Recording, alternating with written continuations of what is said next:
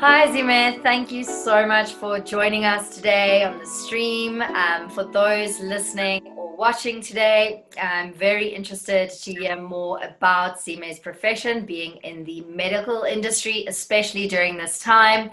So I actually don't think I can do justice doing an introduction for you. So I'm going to hand over to you. If you could just do a little intro.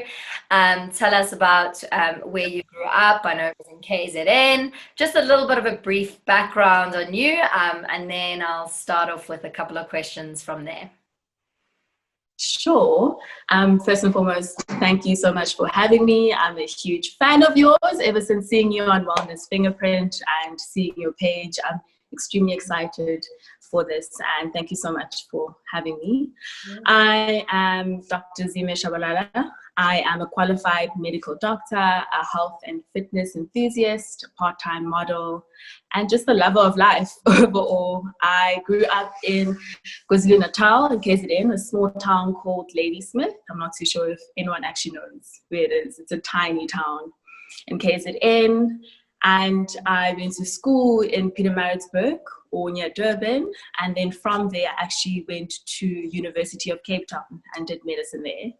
I'm the youngest out of 5 children. So yeah, I'm, what do you call it? A spoiled little child, but was raised by an incredible mother, very strong and independent, someone I look up to.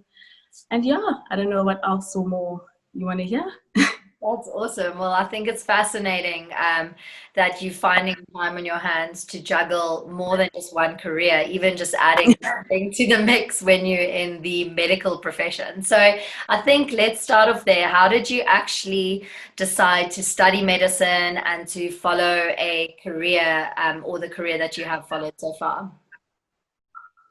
So I knew I wanted to be a doctor from a young age. And I know that sounds extremely cliche because everyone says that, oh, I've always wanted to be a doctor. I want to save lives.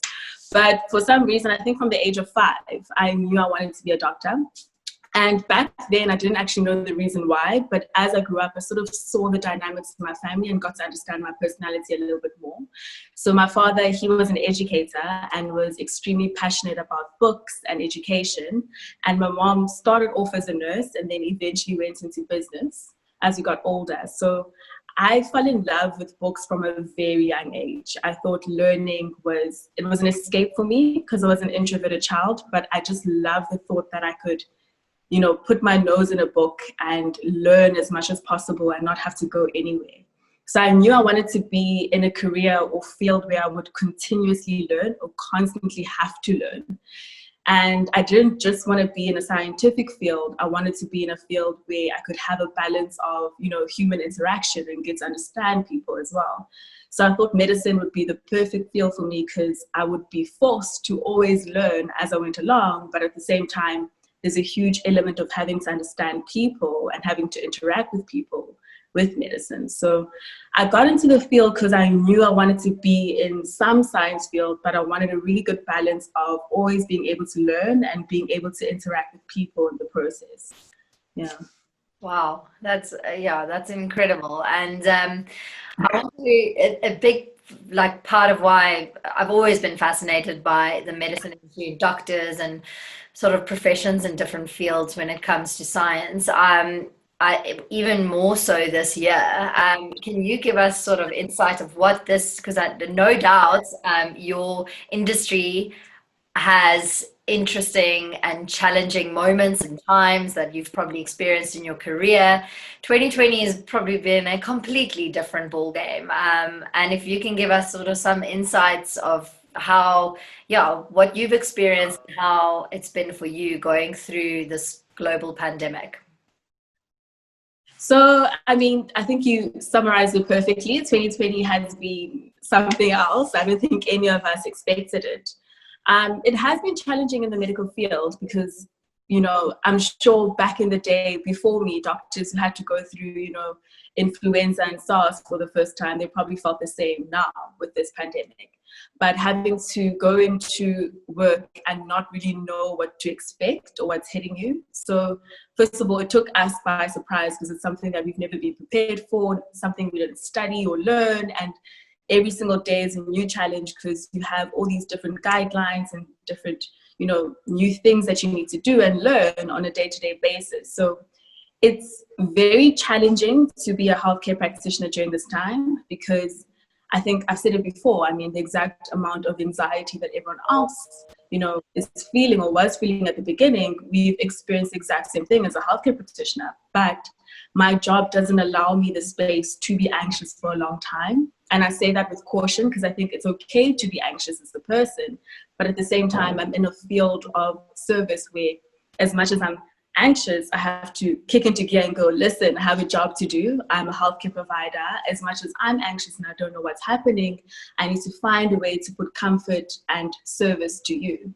So it's been a very different year, difficult year, but it's taught me a lot of things in terms of just my personality and resilience, and also being able to, adapt and change with times. And I'm sure this is not the first time you're going to come across something like this in the health field, but it's definitely the first time that we've had to experience something of this, huge impact in the world, And I know you started off saying that sort of wellness and health is a big part of your life. Of course, and like you've just said, that you guys too experience a lot of similar things that everyone's going through, but obviously because of your job, you're sort of forced to pull yourself together. How do you, at the same time, like you mentioned, how do you have that boundary, but at the same time allow yourself to feel, to process, how do you look after your own mental health when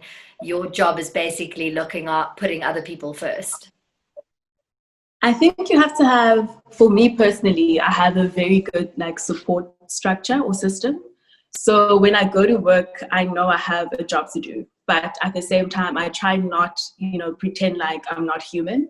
So when I'm with the patient, I don't want to create a barrier of, okay, I'm your doctor and this is what has to happen. And I'm telling you this. I have to understand that there's a whole person or human being on the other side.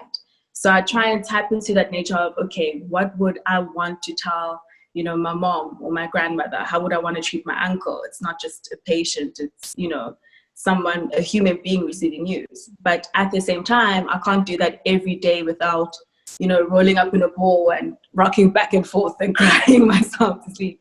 So being able to come home and have people where, I can debrief and tell all the stories of what I experienced in the clinic today.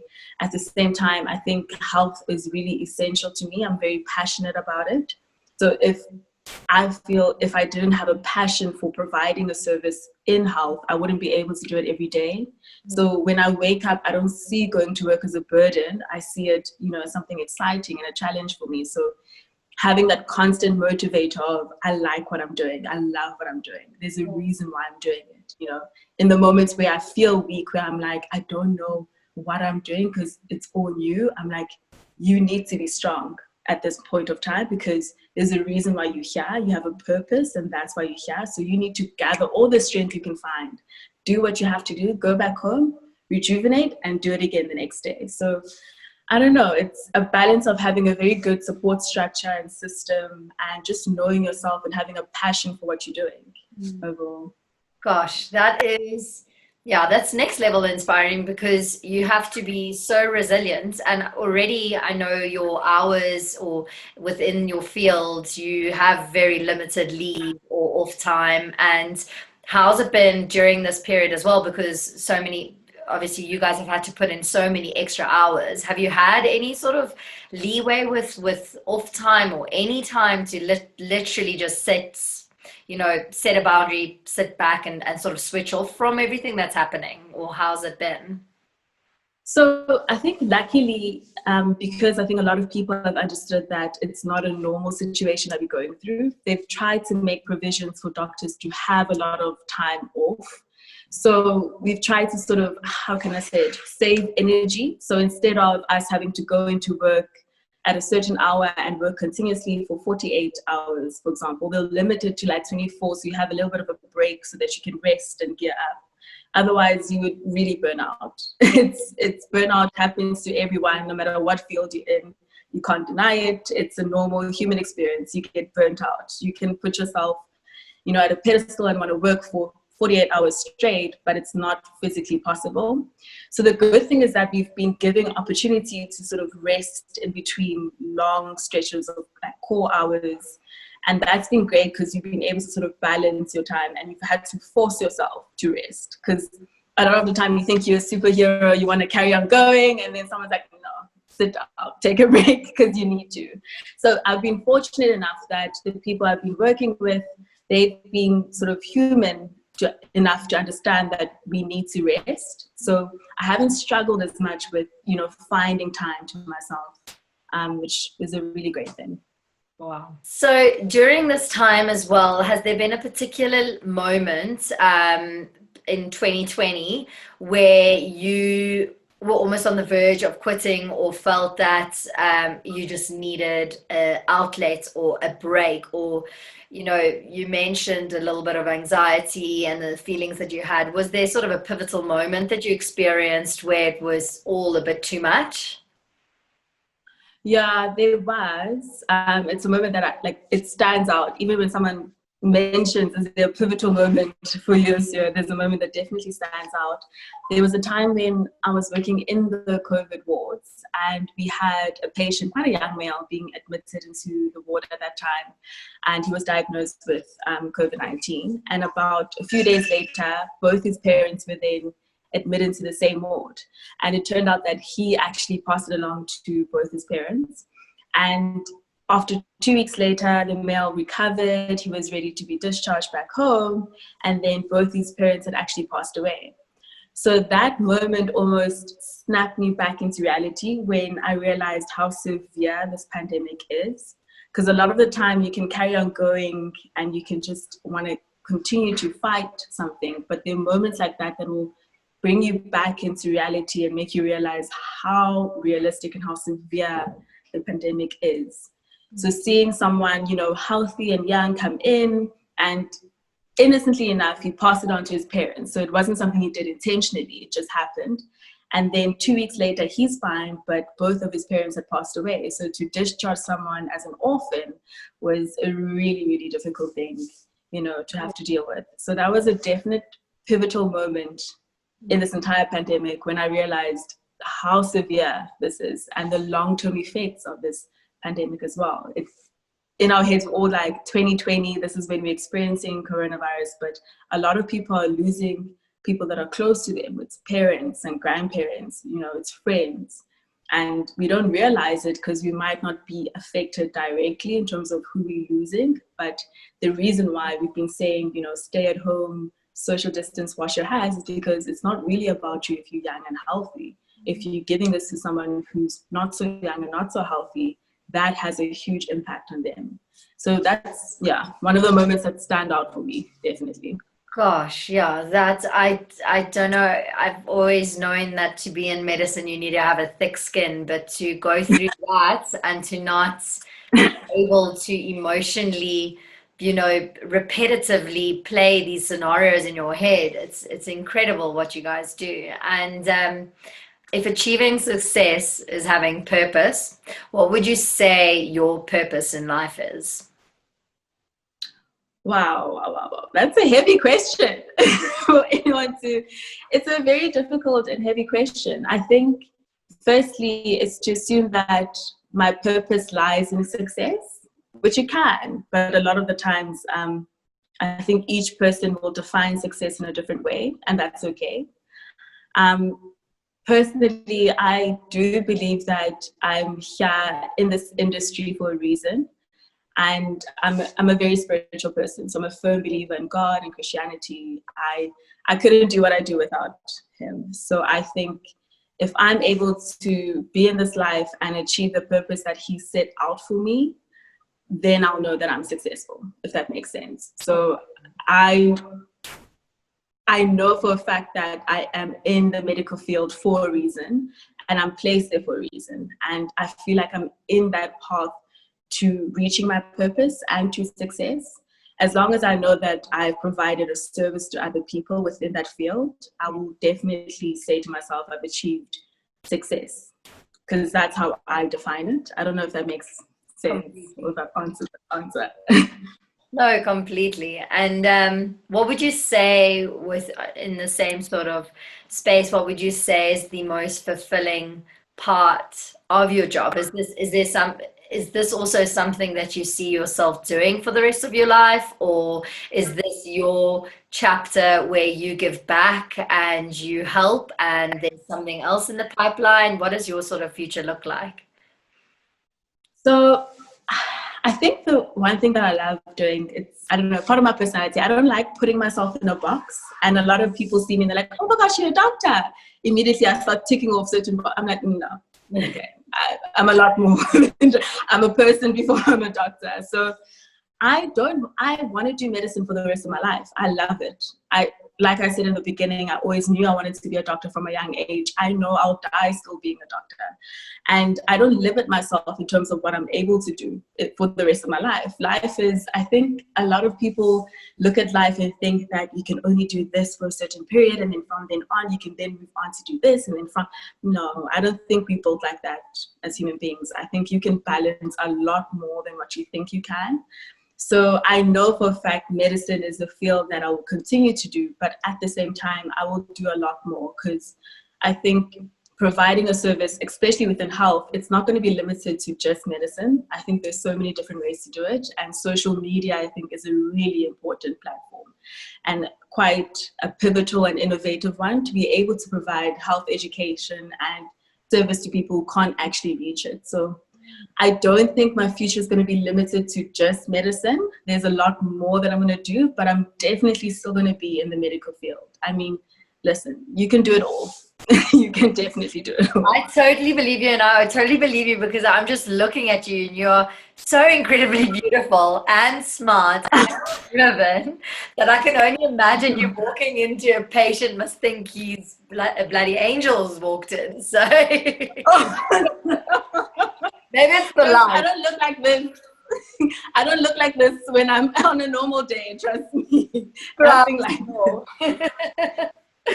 And on that note, I had such a laugh the other day when I saw this new trend with doctors and social media. I don't know if you've seen it. It's where people are having this outrage, like this outrage of doctors not like, or basically people looking down on doctors running, well, posing in bikinis or costumes. And I'm like, but also fascinating that there's so much shit and important things happening that this is a yeah. oh, like I love and hate social media at the same time. Yeah, no, I agree. You can love, I think you can love and hate it. For the longest time, I sort of hated, I was probably part of those people who was like, okay, you can only do this for a certain, and then after, I don't know when it was, but I reached a moment where I was like, actually, social media has such a beautiful platform. If you choose to focus on the negative, you'll only see the negative aspects of it. But when you look at how many things you've been able to accomplish with just social media, it's crazy. So, I mean, whether your doctor's posing in a bikini, it's fine. That's her life. She can do that. You know, it's to each their own. And at the same time, let's just focus on the positive, because that's a good place to start. Totally. And I think that's also just part of the world that we are moving towards and living in. And a couple of years ago, I'm sure like my perception in the past would have also initially gone like, ooh, profession, like posing. But yeah, it's people need to get with the times. And like you say, with social media and the benefits thereof and the education and just simply you being you and inspiring on your platform and sharing knowledge is incredible how far it can go and grow and influence.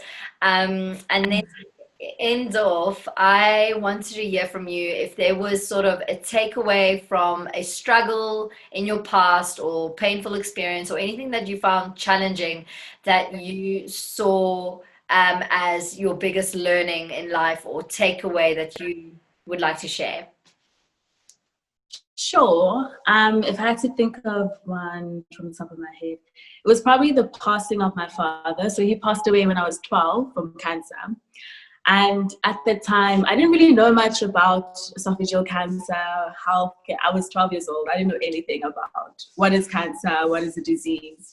But when I look back and see how far I am in medicine, I sort of could trace back and think to myself, okay, there's a lot we could have actually done to prevent him, you know, getting so far within cancer and passing away from it. You know, there are all these treatments that we didn't know back in the day, all these interventions that we didn't know about back in the day.